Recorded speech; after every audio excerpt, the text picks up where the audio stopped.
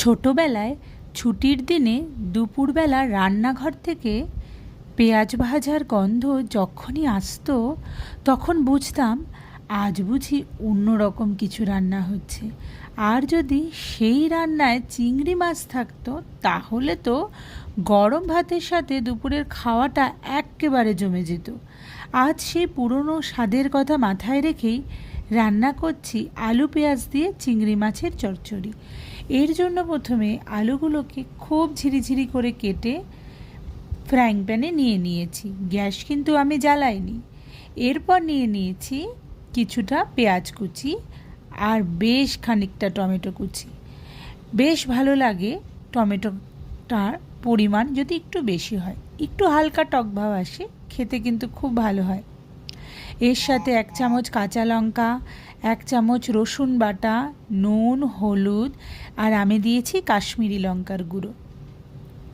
ঝালটা যে যার পরিমাণ মতো করে দেবে। এরপর এখানে দিয়ে দিচ্ছি ভালো করে বেছে ধুয়ে রাখা বেশ খানিকটা চিংড়ি মাছ। এরপর আমি কিন্তু গ্যাসটা এখনও জ্বালাইনি, তার আগেই ভালো করে এই আলু পেঁয়াজ চিংড়ি মাছ অন্যান্য মশলাগুলোকে মাখিয়ে নিচ্ছি। এমনভাবে মাখাতে হবে যাতে এই আলু পেঁয়াজ থেকে মানে কাঁচা আলু পেঁয়াজ থেকে জলটা বেরিয়ে যায়, কারণ ওই জলেই কিন্তু পুরো তরকারিটাই সেদ্ধ হবে। কি ঠিক বললাম তো? এই রকমভাবেই জল বের করতে হবে।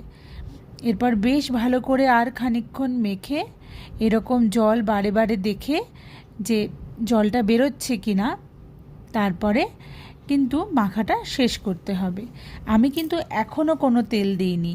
কোনো মানুষ যদি চায়, যাদের তেল খাওয়া বারণ বা যারা ওজন কমাচ্ছেন, তারা কিন্তু তেল ছাড়াই রান্নাটা হামেশাই করতে পারেন। এরপরেতে কাঁচা লঙ্কা কুচি ছড়িয়ে দিয়েছি। ব্যাস, এখন আমি গ্যাস জ্বালালাম আর এবার ফ্রাইং প্যানটা বসিয়ে প্রথমে একটু বাড়িয়ে রেখে তারপরে একদম সিমে রেখে দিতে হবে। তাহলেই কিন্তু রান্নাটি 15 মিনিটের মধ্যে রেডি হয়ে যাবে। দেখুন এখন যা অবস্থা, তাতে করে কিন্তু তেল ছাড়া খাওয়াই যায়।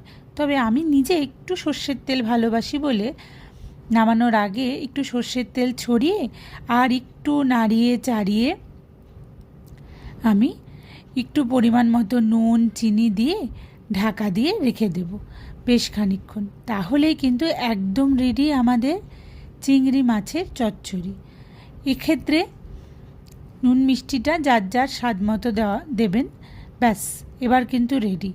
কেমন লাগলো রেসিপিটি আপনাদের অবশ্যই জানাবেন। আর নতুন নতুন এরকম রান্না দেখতে আমার চ্যানেল ঝিলিকের শখের রান্নাঘরটি সাবস্ক্রাইব করে দেবেন। আজ আসি,